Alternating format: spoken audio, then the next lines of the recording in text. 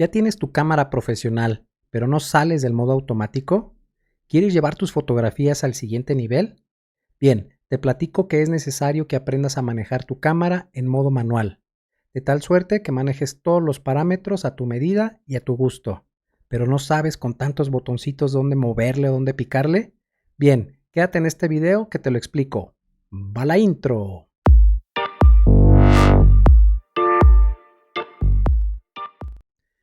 Hola amigos, ¿qué tal? ¿Cómo están? Buenos días, buenas tardes, buenas noches. No sé a qué horas me estés viendo. Mi nombre es Diego Alejandre y sé nuevamente bienvenido al búnker de las ideas. Bien, bueno, pues el día de hoy estoy haciendo la tercera entrega de este pequeño curso de fotografía dirigida a principiantes. Entonces es un curso de fotografía a nivel básico. Y bueno, primero que nada quiero invitarte a que por favor te suscribas al canal si no lo has hecho y que actives también la campana de notificaciones para que estés al tanto de cada que subo material nuevo. Muy bien, pues vamos a iniciar y como les platiqué anteriormente, en esta nueva entrega vamos a estar viendo las partes de la cámara con la finalidad de que tú aprendas a manejar tu cámara en modo manual. Si ya invertiste en una cámara que te permite manejar todos los parámetros, es importante que los utilices porque básicamente para eso está diseñada de tal manera que nosotros podamos escoger los parámetros y variarlos de acuerdo a la intencionalidad que nosotros queramos darle a nuestra imagen. Cuando nosotros siempre la utilizamos en modo manual, pues prácticamente la cámara piensa por nosotros, mueve los parámetros pues de manera que la cámara cree que son correctos.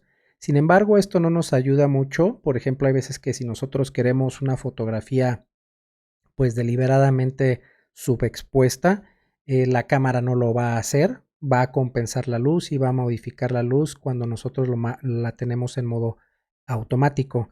Y bueno, ya cuando la tenemos en modo manual, pues podemos manejarlo todo a nuestro gusto, de tal suerte que podamos reflejar lo que nosotros estamos buscando en nuestras imágenes. Bueno, y para no dilatarme más, vamos a empezar a ver. Es importante que conozcamos los botones de nuestra cámara para que sepamos para qué sirve cada uno y para qué cosas se varían cuando nosotros utilizamos estos botones. Bien, primero que nada, vamos a ver, permítanme, vamos a ver los componentes de nuestra cámara, ¿ok? Es importante que los ubiquemos, que sepamos, pues, para qué sirve cada uno. Permítame nada más, déjenme moverme aquí para no tapar. Muy bien, creo que ahí está mejor. Y bueno, les comentaba que las cámaras reflex son aquellas que nos permiten intercambiar lentes u objetivos. Vamos a explicar un poquito más adelante los tipos de objetivos que hay, para qué sirven. Vamos a hablar un poco de las distancias focales, qué tipo de lente se ocupa para cada cosa, en fin, muchos detallitos más. Pero bueno, vamos a empezar con lo básico, que son las partes de la cámara. Muy bien, entonces, si nosotros vemos en la parte de aquí, todas las cámaras traen un flash integrado. Permítanme un segundo.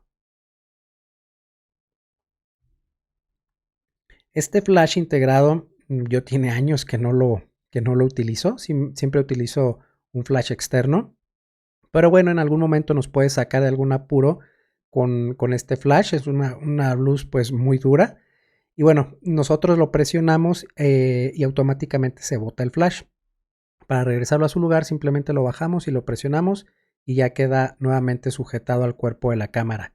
Aquí tenemos un dial, este dial bueno, sirve en mi caso, si no mal recuerdo, con este muevo yo lo que es el exposímetro, ¿sí? Bueno, aquí quiero hacer una acotación, que todos estos botones son programables, es decir, que tenemos la posibilidad de nosotros modificarlos y asignarles una tarea específica.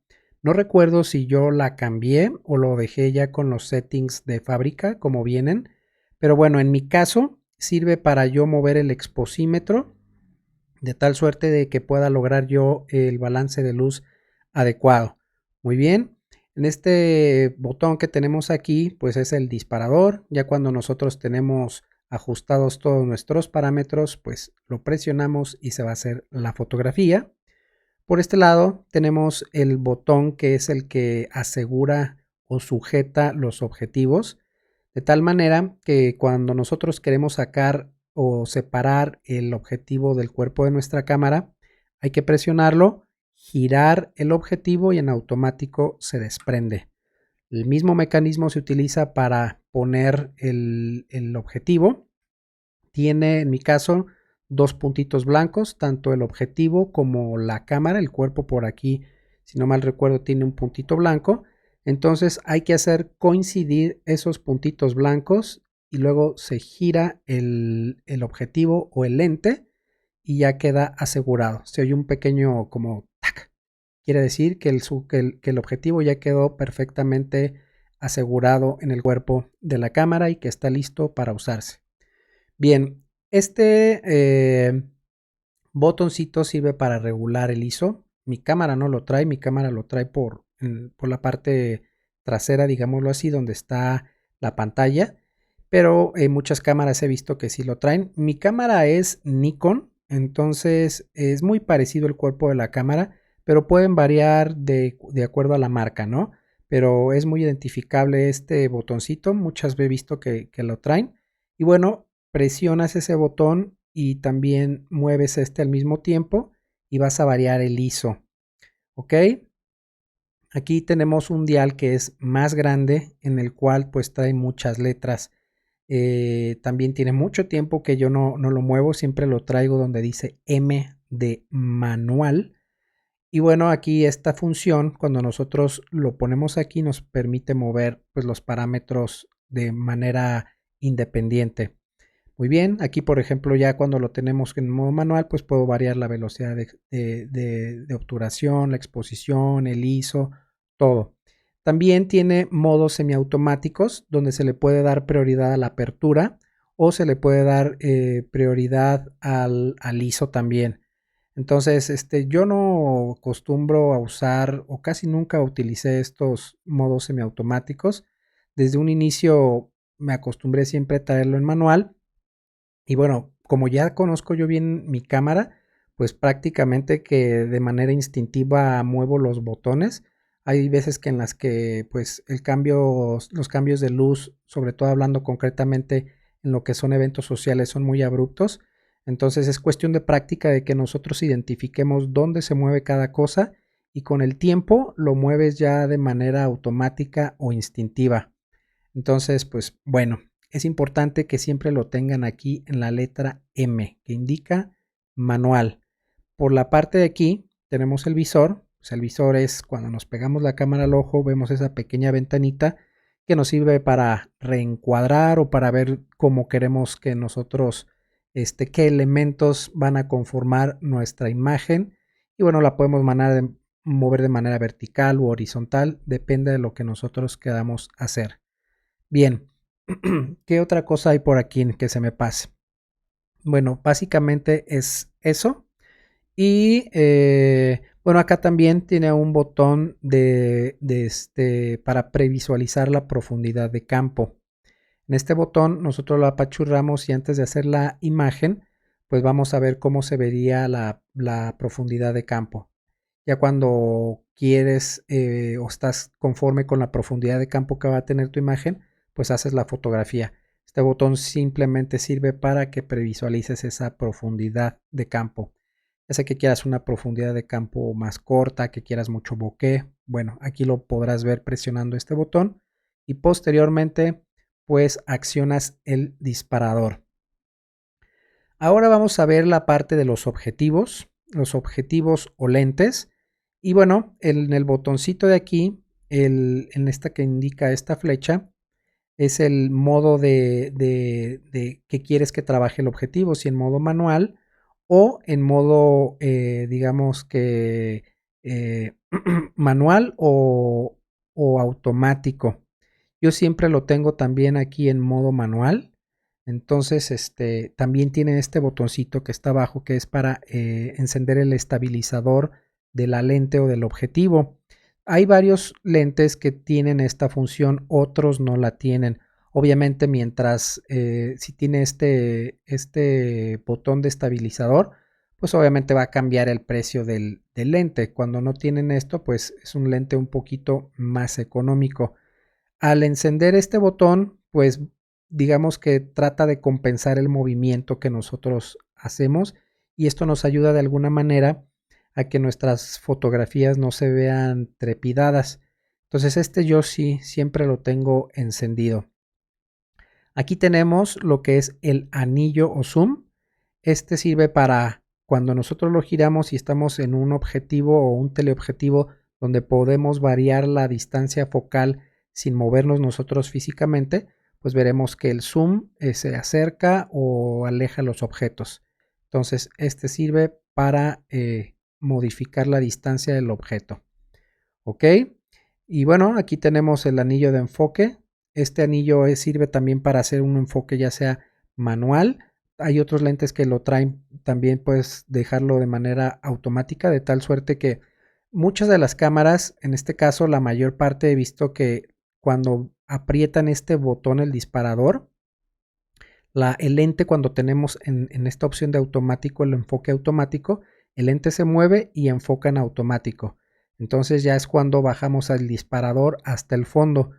Yo esto sí recuerdo que lo modifiqué, yo no traigo esta función así, sino que lo traigo digamos que en un botón que está a un lado, ya me acomodé yo siempre a trabajar así. Entonces lo primero que yo hago es apachurrar el botón que está por detrás a un lado de lo que es la pantalla de mi cámara, me enfoca y ya disparo, ¿sí? Como les comento, es cuestión también de ver un poquito el instructivo de su cámara para ver cómo se modifican o cuáles botones son reprogramables. Yo les voy a hacer una sugerencia. Chútense todo lo que es el instructivo de las cámaras y van a descubrir que tienen muchas opciones para poder modificar. ¿Sí? Entonces, siéntense una tarde y empiecen a mover ahí leyendo el instructivo y van a ver que van a descubrir un chorro de cosas que se puede hacer con la cámara y que muchas veces ignoramos. Ok, vamos a pasar a lo que son los componentes de la cámara digital. Como ya mencioné anteriormente, pues tenemos primero que nada el cuerpo, que es la caja con el que se impide que la luz pase y que a su vez contiene cada uno de los componentes de la cámara fotográfica.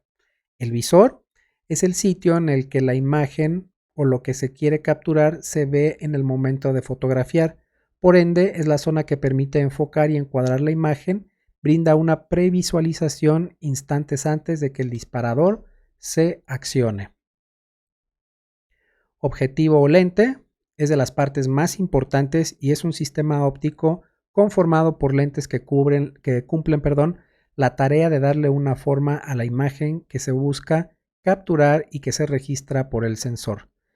Acá voy a hacer una acotación. Muchas personas siempre he visto que optan por traer el cuerpo o la cámara más nueva, con más tecnología y que le pueda subir chingomil de ISOs y todo eso. Yo honestamente les sugeriría que inviertan más que en un cuerpo, que inviertan en óptica. La óptica te abre muchísimas posibilidades, que le apuesten más por tener varios lentes. Obviamente, pues si utilizan lentes de una apertura de 1.4, 1.8 van a ser pues un poco más elevado su precio. Pero yo les sugiero, les aconsejo que en lugar de estarse comprando cuerpos nuevos, mejor inviertan en una buena óptica. El disparador, bueno, pues es el mecanismo con el que se abre el obturador para que se exponga ante la luz y que va a accionar el funcionamiento de la cámara. Eso ya lo explicamos. Tenemos la parte que es del sensor. También esto ya habíamos hablado de esta parte de nuestra cámara. Y es la parte que transforma la imagen óptica que se creó por el objetivo para que sea una serie de señales de tipo eléctrica que da lugar a una imagen digital. Diafragma es el dispositivo que se ubica al interior del objetivo o lente con el que la intensidad de la luz que llega al sensor se va graduando. anillo de enfoque, puede ser manual o automático, lo acabo de mencionar, perdón, y con él se regula la distancia entre el objetivo, la lente y el sujeto.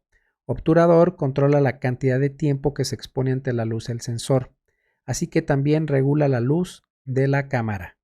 Pantalla es donde se va a proyectar la imagen que tomamos. Vamos a entender qué es la distancia focal en los objetivos.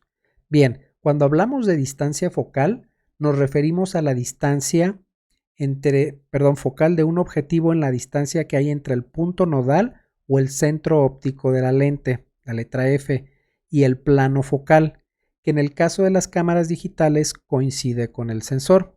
Entonces, la distancia focal, como se los puse en esta imagen, se mide de aquí, de lo que es el punto F de nuestros lentes, a lo que es el plano focal, a esta parte. A esto se le llama distancia focal o lo que es la longitud focal.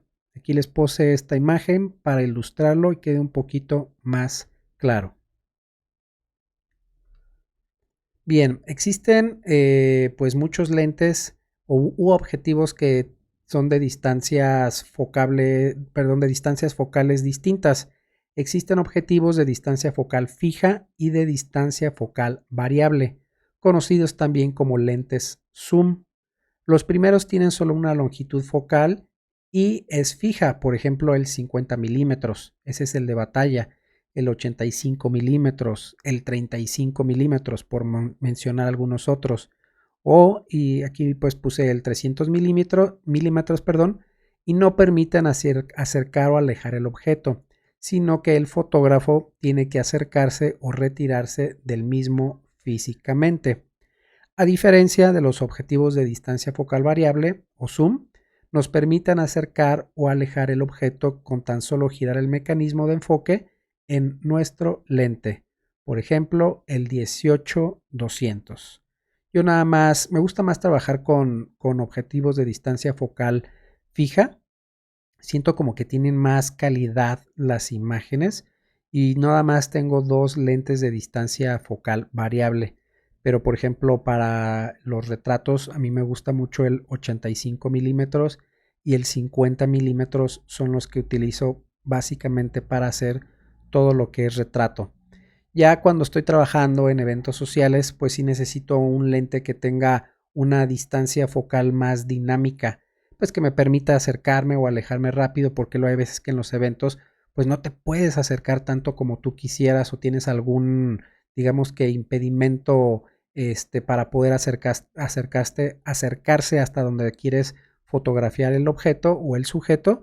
Entonces, pues con el zoom, desde un poquito lejos, pues ya puedes lograr esa imagen que buscas. No son mis preferidos, yo prefiero los lentes de distancia focal fija, aparte pues porque te obligan a andar, pues ahora sí que caminando más, acercándote, alejándote. No sé, ya me acostumbré mucho a estar encuadrando con lentes de distancia focal fija. Tenemos muchos tipos de lentes y sirven para distintas cosas. Aquí únicamente me limité o me remití a algunos que son los de más conocidos, como por ejemplo los ojos de pez, que van entre los 6 y 16 milímetros. Dan sensación de amplitud y la imagen es muy esférica, logrando ángulos de visión de 180 grados.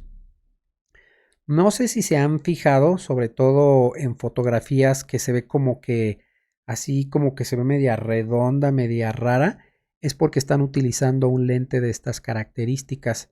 Estos lentes dan la sensación de estar en un lugar muy amplio. Sin embargo, no es así. Físicamente el lugar no puede ser, o digamos, no es tan amplio. Pero como estos lentes hacen una imagen como tipo esférica, dan la sensación de amplitud o que el lugar estaba bien grande. Bien, también tenemos los grandes angulares que van de los 18 milímetros a los 40 milímetros. Alcanza ángulos de visión inferiores a los 45 grados.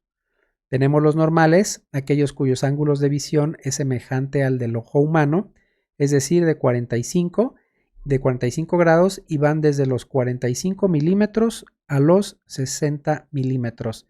Este tipo de objetivos es pues muy similar a nuestro patrón de vista humana. Por otro lado, también tenemos los telefotos, que son superiores a los 70 milímetros y alcanzan ángulos de visión de los 45 grados.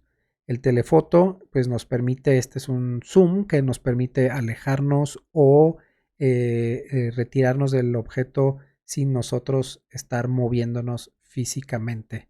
Yo tengo un telefoto que, si no mal recuerdo, es el 24120, el 24120, y es el que utilizo mucho a veces cuando hay lugares con mucha gente o que quiero dar sensación también como que de amplitud a un lugar. Utilizo ese objetivo porque me da una visión pues muy amplia, pero es más bien este lente, como es de una distancia focal variable, pues este lente que les comento que tengo oscilaría entre un gran angular y un telefoto. Tenemos también los lentes macro, que se encuentran entre los 50 y 200 milímetros. Este tipo de objetivo se utiliza para hacer acercamientos a objetos muy pequeños, de tal manera que se magnifican sus características. No sé si han visto por ahí fotos de los ojos de algún insecto y que se ven súper grandes y súper todos los detalles de un objeto tan pequeñito. Bueno, pues se utilizan este tipo de objetivos. Aquí se los puse, los ejemplifiqué con algunas imágenes para que vean. Como les comentaba, tenemos los ojos de pez, que son estos que dan una sensación de amplitud muy grande. Tenemos los grandes angulares, que también, como les comenté, dan una sensación de amplitud, pero no tanto como la de un ojo de pez. Lo malo de los ojos de pez es que tiende a deformar mucho la imagen. Si se fijan, tenemos, perdón, es que estoy un poquito ciscado porque, por esto de los temblores y de repente sentí así como que se estaba moviendo, pero no, estoy alucinando, discúlpenme. Entonces les comentaba que este tipo de lentes, los ojos de pez, pues deforma mucho la imagen. Si se fijan, estos edificios se ven como chuecos, pero es por eso que tiende a ser esférica las imágenes. También en los grandes angulares tenemos este tipo de deformación de la imagen, pero no tanto como en la de un ojo de pez. Tenemos los lentes normales, digamos que hablemos de un 50 milímetros, que te permiten hacer este tipo de imágenes. Me gusta mucho el 50 milímetros porque el que yo tengo es 1.8 y eso te permite hacer un bokeh muy bonito y que separar al sujeto del fondo. Tenemos también los telefotos, que estos también se utilizan mucho para lo que es la fotografía de vida silvestre o vida salvaje, donde pues como te comento no te puedes acercar mucho al objeto. También tenemos los lentes macro, estos que les decía que se utiliza pues para hacer fotografía de objetos muy pequeñitos. Este tipo de fotografía siempre he tenido ganas de hacerla, pero nunca me he dado, digamos que a la tarea de, este, de hacer este tipo de fotos. La verdad es que yo no tengo un lente macro, pero me gusta ese tipo de fotografía. Algún día me compraré un lente macro y empezaré a hacer así fotografías de este tipo. Lo que más me mola es la fotografía de estudio, el retrato. Pero la fotografía macro también como que me hace ojitos. Y bueno, vamos a ver lo que son las distancias focales en los objetivos para que se entienda. Todos los objetivos pues tienen marcado en el cuerpo del objetivo la distancia focal. En este caso, por ejemplo, cuando estamos hablando de un objetivo de 8 milímetros, es un lente que tiene un ángulo de visión bastante amplio. Estamos hablando que es de 180 grados. Si vamos subiendo a 20 milímetros, sigue siendo un ángulo de apertura, un ángulo de visión, discúlpeme, muy amplio. Entonces aquí estaríamos hablando que es alrededor de los 94 grados. También tenemos el de 35 milímetros, que nos está dando un ángulo de visión de 63, así sucesivamente. 50 milímetros, 46 grados de ángulo de visión, 85, 200, y mientras más alto sea el número, digamos que se va cerrando más el ángulo de visión. Muy bien, utilizando la cámara en modo manual, que es lo que nos interesa y que tenemos que aprender para pasar al siguiente nivel nuestras fotografías. Ok, vamos a hablar de la profundidad de campo, y para entender esto voy a desmenuzar un poquito los conceptos, por ejemplo, en lo referente a lo que es el foco selectivo. Es un recurso muy utilizado en fotografía y sirve para resaltar un sujeto de la imagen, ya sea para lograr que el sujeto fotografiado aparezca más nítido y los demás elementos borrosos, lo que se le llama el bokeh. Cuando vean fotos así que se ven como borrositas atrás, ese efecto se le llama bokeh. De la misma forma se utiliza este recurso para poder lograr que la imagen en su totalidad esté totalmente nítida y con mucho detalle. Existen distintos tipos de profundidad de campo. Tenemos el foco total, donde todos los elementos están nítidos. Tenemos profundidad de campo corta o foco total, donde algunos de los elementos de la imagen se ven nítidos y otros borrosos. También hay lo que es la profundidad de campo moderada, donde el efecto no es tan dramático. Ahorita les voy a poner algunas imágenes para que entiendan un poquito ya de manera ilustrada de qué estamos hablando. Primero, foco selectivo. El efecto es el efecto que le da el foco selectivo, es muy parecido a como vemos los humanos. Nuestro ojo solamente puede enfocar una cosa a la vez.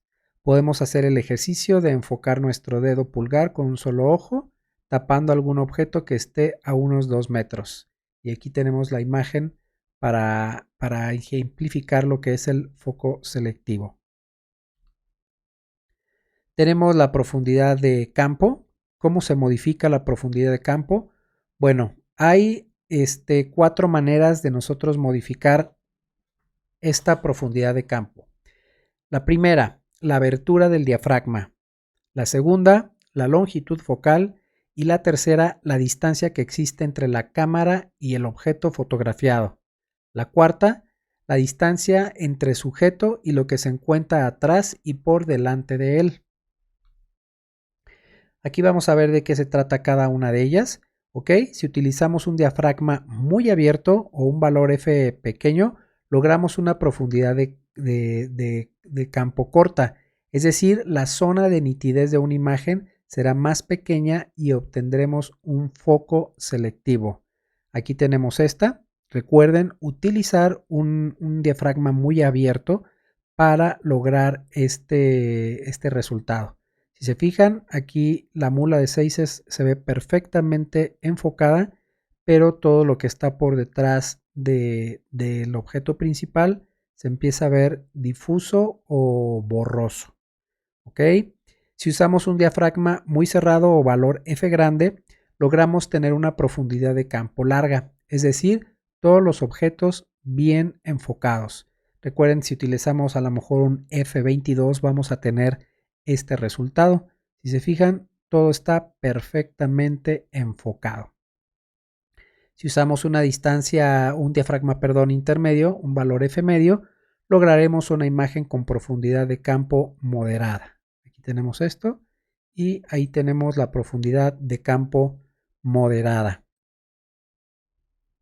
Vamos con lo siguiente. Ok, la longitud focal del lente también puede afectar la profundidad de campo. Por ejemplo, si usamos un lente gran angular menos a 50 milímetros, favoreceremos el foco total.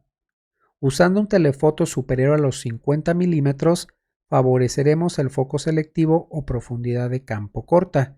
Aquí tenemos, por ejemplo, esta imagen con un gran angular y un diafragma 8 para foco total. Y en esta segunda imagen tenemos un lente normal, estaremos hablando de un 50 de milímetros a un diafragma de 8 para profundidad de campo moderada. Y acá tenemos un telefoto y un diafragma 8 para foco selectivo. Entonces, depende del lente que utilicemos, también vamos a variar o vamos a poder modificar la profundidad de campo. En este caso, por ejemplo, yo utilizo mucho para tener una profundidad de campo o hacer focos selectivos, utilizo mucho el 50 milímetros. Entonces, ¿qué es lo que sucede? Vamos a suponer que en mi caso, cuando yo quiero enfocar el anillo de una novia, bueno, pues me acerco lo más que puedo hasta donde me permita la lente que pueda enfocar y todos los objetos que están por atrás, hago una apertura de diafragma, a lo mejor la utilizo en 1.8 para que pueda hacer el bokeh o digamos que hacer todo lo que es el fondo borroso y tener un foco selectivo en el puro anillo de la novia. ¿Sale?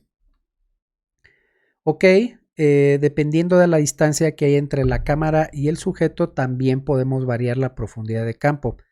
Es decir, utilizando el mismo ejemplo del lente, perdón, del anillo de la novia, mientras yo me retire más de ese objeto, la profundidad de campo no va a ser tan pronunciada, ¿sí? Si yo me acerco más al sujeto, todo lo que está por detrás de ese objeto se va a hacer un poquito más borroso. Ok, si nos acercamos mucho al sujeto, como dice aquí, podemos aumentar la profundidad de campo corta. Si nos alejamos del sujeto, ganaremos mayor profundidad de campo. Aquí está lo que les comentaba. Si me acerco más, van a ver cómo todo lo demás se empieza a ver más borroso. Si me alejo, pues bueno, aquí todo lo demás ya empieza a estar como un poquito más en foco. La distancia entre nuestro sujeto y lo que se encuentra por detrás o delante de él. Si el fondo está muy cerca del sujeto, es más difícil lograr un foco selectivo. Si el objeto está muy alejado de los si el fondo, perdón, está muy alejado de los objetos del sujeto a fotografiar, es más sencillo lograr un foco selectivo. ¿Sí? Recuerda, el uso del foco selectivo y la profundidad de campo nos ayudan a destacar o a separar los sujetos del fondo. Aquí les puse algunos ejemplos. Si se fijan, si utilizáramos un f2.8, vamos a ver cómo la parte de la roca es lo que se está enfocando. Sin embargo, lo que hay por detrás de la roca, pues ya se empieza a desenfocar. A diferencia de si utilizamos un f11, pues vamos a ver que todo se empieza a enfocar. Se empiezan a ver hasta más las texturas de la roca y se empieza a ver un poquito más de textura en lo que es el agua. Si utilizamos un F22, pues vamos a tener todo totalmente enfocado. Acá tenemos lo mismo. Aquí, por ejemplo, se utilizó un F más abierto y de tal suerte que se pueda enfocar lo que es la bebida y la mano del deportista. Y aquí, bueno, se decidió hacer el efecto invertido, enfocar lo que es la cara y se desenfoca lo que está en el primer plano. ¿Sale? Otro ejemplo, un 1.8, se empieza en foco lo que está el sujeto lo más cercano al primer plano.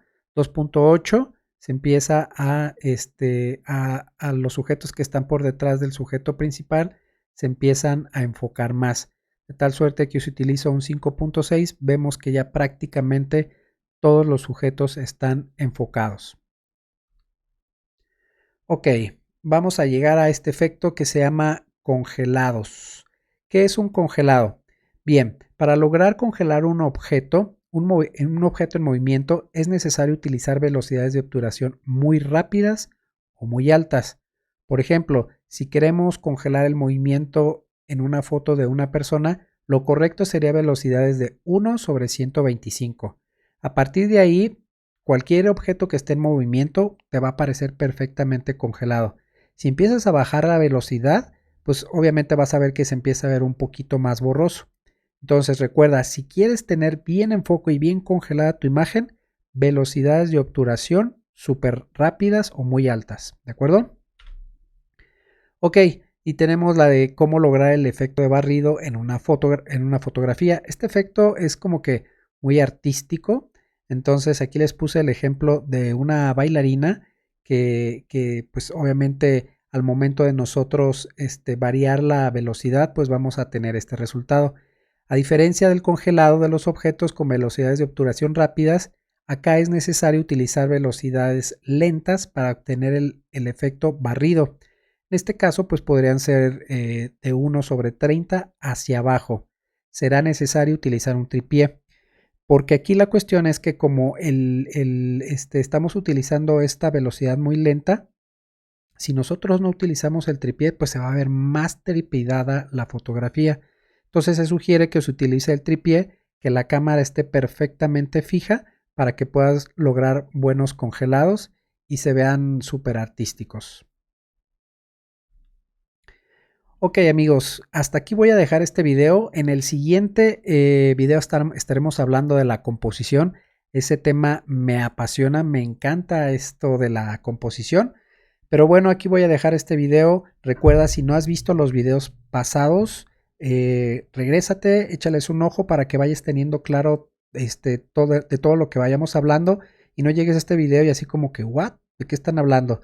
Si eres principiante o apenas estás empezando a utilizar tu cámara, recomiendo que lleves la secuencia de los videos para que haya una coherencia en todo lo que estás aprendiendo. ¿Sale? Bueno, yo hasta aquí los dejo. Muchísimas gracias por todo. Gracias por su atención. Recuerden, suscríbanse y activen la campana de notificaciones. Nos estamos viendo pronto. Permítanme. Y esténse al pendiente de lo que viene. ¿Sale? Cuídense mucho, nos vemos y adiós.